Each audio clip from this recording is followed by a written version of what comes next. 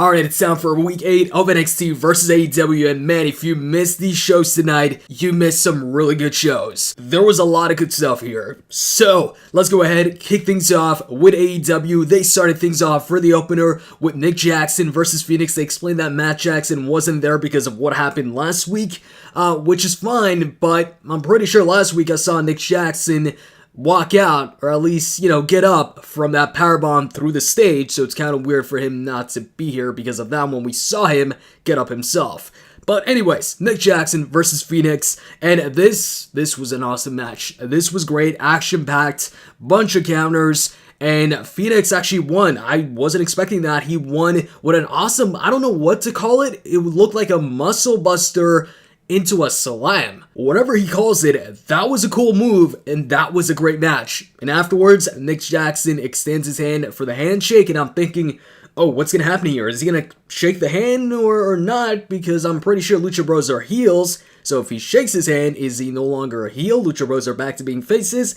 And no, Phoenix does not shake the hand, so Lucha Bros are still heels. But yeah, fantastic opener for AEW, and no commercials during that match too, so that's a plus. And then on NXT's side, we kick things off with Becky Lynch coming into the arena. William Regal greets her. They said on Raw that it'd be an open door, so hey, Raw, SmackDown superstars, they can come in, and we saw a bunch of that on NXT. She goes ahead, cuts a promo, which eventually leads to her kind of calling out Shayna, saying, hey, I'm on your show, what you gonna do about it? And then instead of Shayna coming out, Rhea Ripley comes down and says, hey, I heard you're the man, let's see if you have a big set of balls. And then they make Becky versus Rhea Ripley right away, and this was a good match, but it got stopped.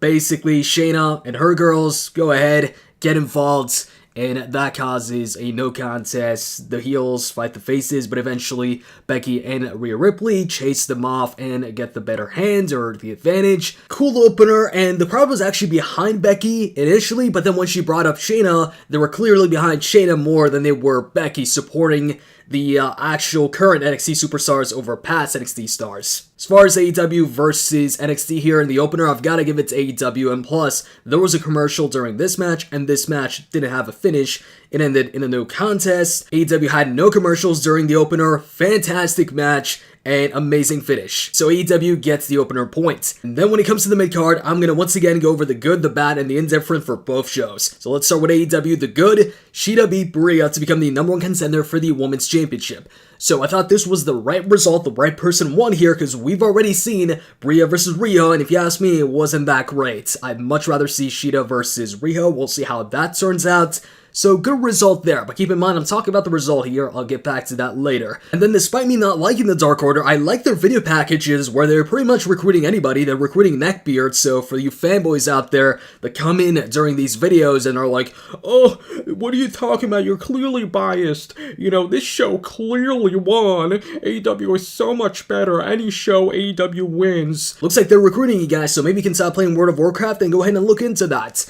And then the Dynamite Battle Royal, it looks like they're introducing this type of King of the Ring, AEW's version of the King of the Ring, where they're going to have a ring to give to the winner.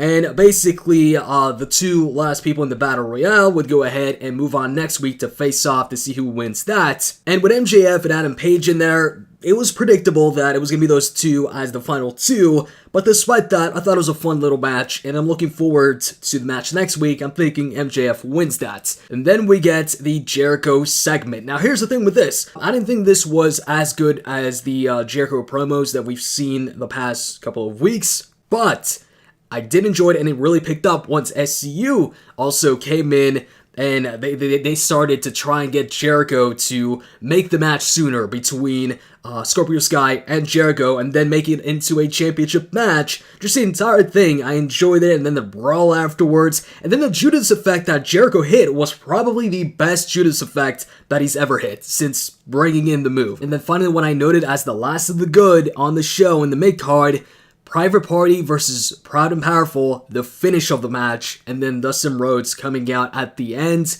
to save the faces. That I liked. I liked the finish. I liked their tag team finisher, Gin and Juice, the Hurricane Rana into the cutter, but I didn't put the actual match here in the good because of the referees. So that brings me to the bad, and this is something I feel like I've seen a lot from AEW's referees, and AEW hasn't, or AEW on TNT hasn't been on TNT for that long, and that's the referee botches. For some reason, stopping the count, not finishing the count, not going till 3. Basically, right here, the referee stopped at 2, and once again, we don't know why. The commentators assume that, maybe, Santana or whatever grabbed the referee's foot, but the camera didn't show that, so we don't know. Why did you stop at 2? We've seen this a couple times now. We saw it with the Pac and Trent match a couple weeks ago as well.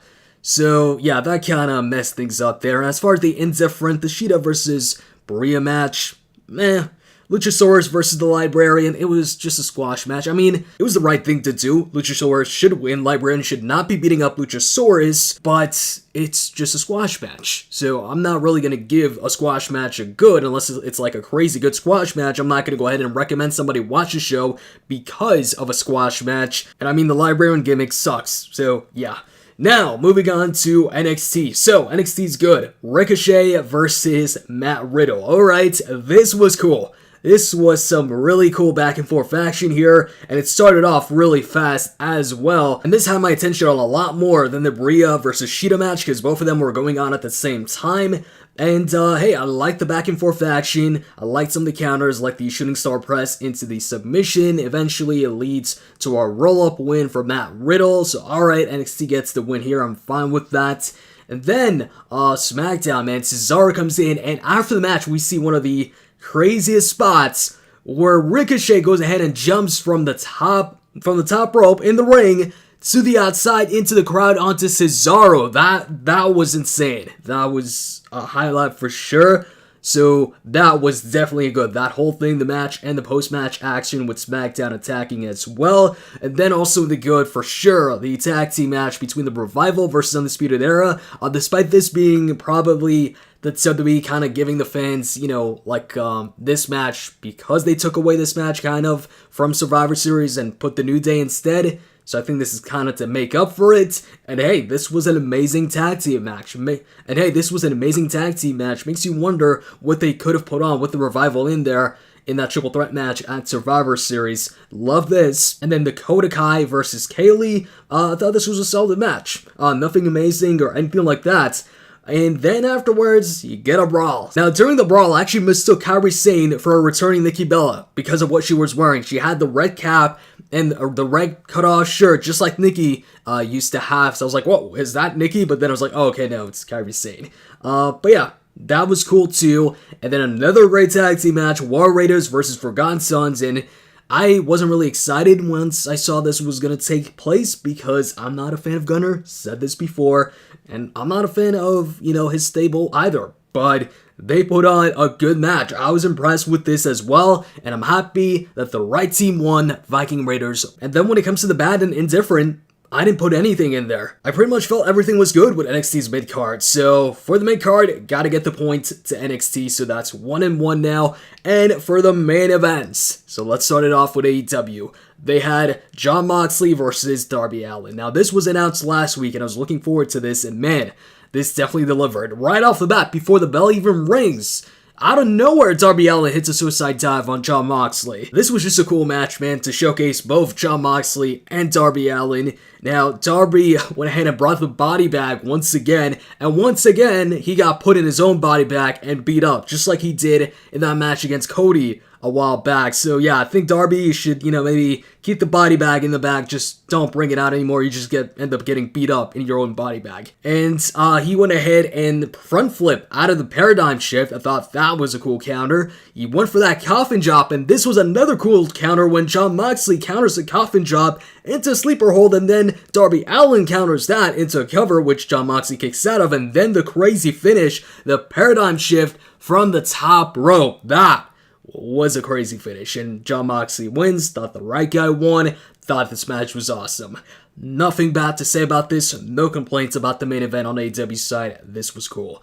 And then on NXT's side, the main event. Ladder match. Dominik Dijakovic versus Adam Cole. So another ladder match, but I enjoyed this ladder match more than last week's ladder match. This had some cool spots too. Like the Panama Sunrise from the top of the ladder.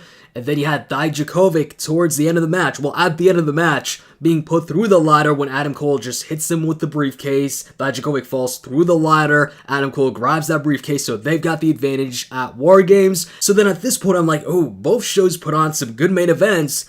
But I'm kind of leaning towards AEW a bit because I really enjoyed that main event. Still enjoyed this main event too, but then we get another invasion. We get some SmackDown superstars, once again, some Raw superstars, another huge brawl, but the real cool stuff is happening in the ring. We get a surprise appearance from Drew McIntyre. He goes ahead and Claymore kicks Dominic Dijakovic, and then Keith Lee comes up from behind, and he goes ahead and hits a pop-up sit-down powerbomb, which I think he calls the Final Flash, which I like that because I like Vegeta, I like the Final Flash, and then we get Keith Lee and one of the Viking Raiders, the big one of the two, having a stare down, and then they agree to just go ahead and flip over and jump on everybody else on the outside. That was cool too. And then back in the ring, you get Adam Cole. He's thinking he's the only one in the ring, and like he's standing tall. He turns around to Seth Rollins, who super kicks him. He's about to go for the stomp, but then Ciampa comes out.